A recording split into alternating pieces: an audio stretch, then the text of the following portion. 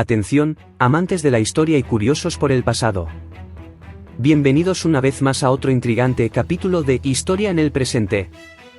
En este vídeo, exploraremos 10 de las restricciones más notables que moldearon la experiencia de quienes vivieron bajo el régimen de la Unión Soviética. Desde las limitaciones en la movilidad y las voces disidentes silenciadas hasta los placeres simples que fueron prohibidos, acompáñanos en este viaje para descubrir las prohibiciones que definieron una era. En la Unión Soviética, solo unos pocos afortunados, entre ellos diplomáticos, marinos y pilotos, tenían el privilegio de cruzar la impenetrable cortina de hierro en nombre del trabajo. Para el común de los mortales, atravesar ese telón parecía una proeza de dimensiones épicas. Sus vacaciones se reducían a las costas soviéticas o a excursiones guiadas, y el mundo más allá de sus fronteras solo llegaba a ellos a cuentagotas, a través de las pantallas de cines occidentales o en historias susurradas al oído. Incluso si encontraban una razón aparentemente justa para viajar al extranjero, tenían que lidiar con un laberinto de trámites, complacer a comités de evaluación y soportar interrogatorios del partido del distrito. Debido a este sistema de selección, debían presentar sus documentos con meses de anticipación, de 3 a 6 para ser exactos. Pero aún así, contar con una razón legítima no garantizaba el pasaje hacia la libertad. Específicamente, uno de los requisitos para preparar a los turistas para sus excursiones era enviar solo a individuos con suficiente experiencia vital, madurez política, conducta intachable, y la capacidad de mantener en alto el honor y la dignidad de un ciudadano soviético en tierra extranjera. Así, quedaban atrapados en un mundo donde las fronteras eran infranqueables, donde la libertad estaba restringida y donde los deseos de aventura se ahogaban en un mar de burocracia y control. En la Unión Soviética, por un lado, el graduado universitario o de una escuela técnica nunca tenía que preocuparse por el desempleo. Pero, por otro lado, esto venía con una serie de obligaciones que pesaban sobre sus hombros. Solo aquellos con conexiones privilegiadas podían elegir el lugar en el que trabajarían según su especialidad. Para el resto, existía un sistema de asignación, una comisión especial decidía por el titulado dónde pasaría los próximos 3 años de su vida. Podía ser en una empresa dentro de la ciudad o, en el peor de los casos, a miles de kilómetros de su hogar, en alguna remota esquina de la Unión Soviética. No había margen para negarse. Este sistema generaba un cúmulo de emociones y tensiones.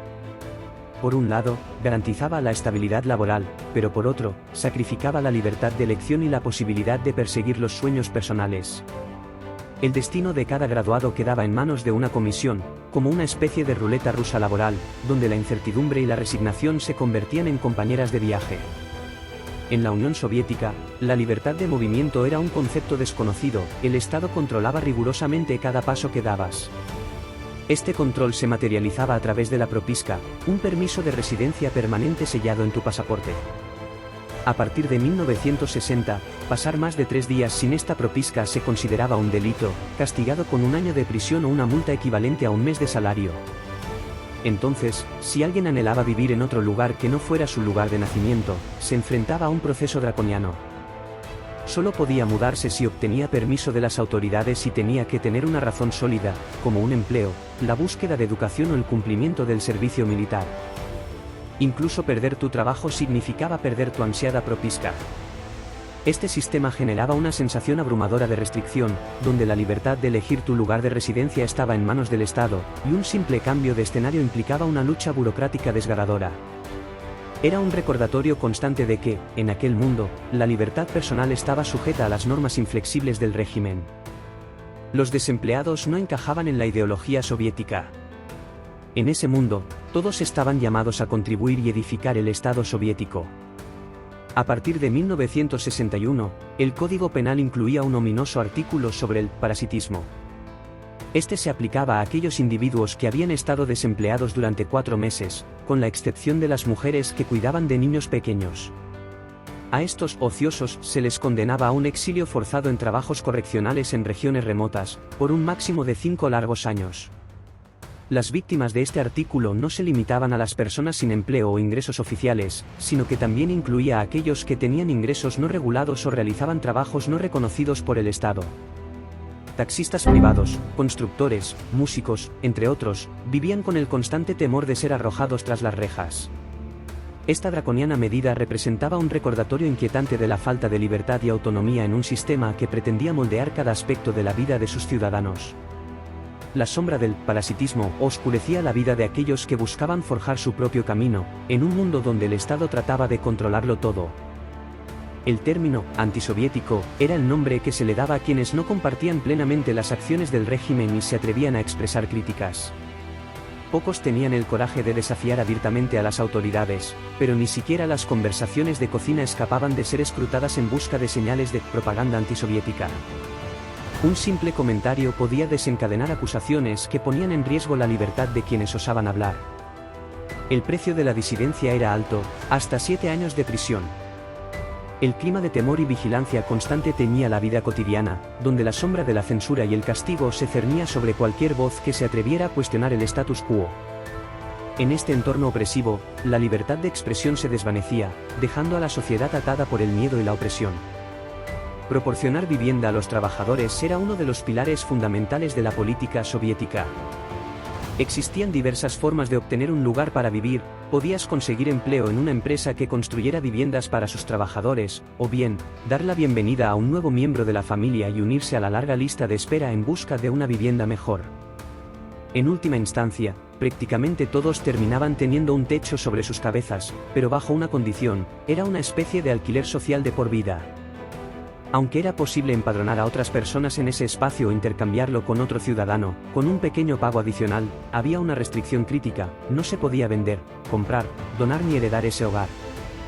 La vasta mayoría del parque de viviendas era propiedad del Estado.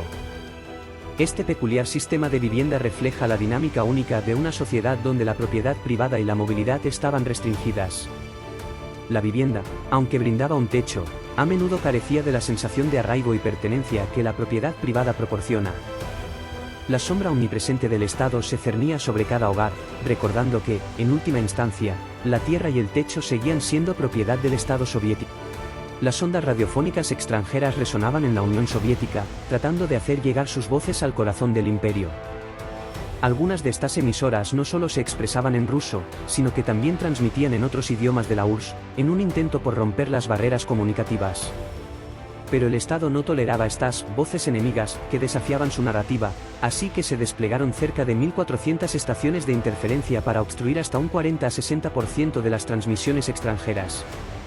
En ocasiones, durante efímeros periodos de distensión política, las interferencias se reducían o incluso desaparecían por un tiempo.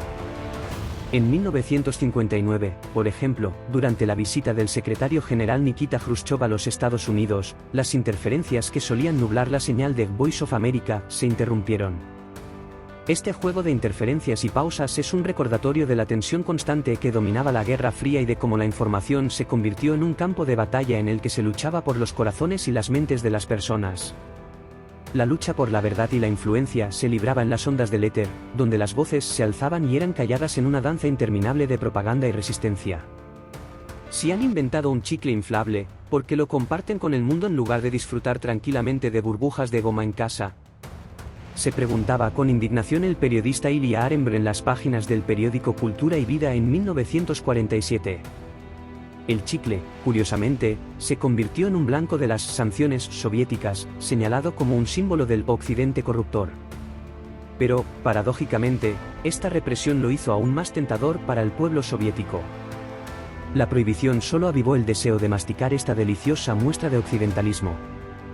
Los cimientos del régimen temblaron con una tragedia particular en 1975. Miembros del equipo de hockey canadiense decidieron obsequiar chicles a los niños en un parque en la ciudad de Sokolniki.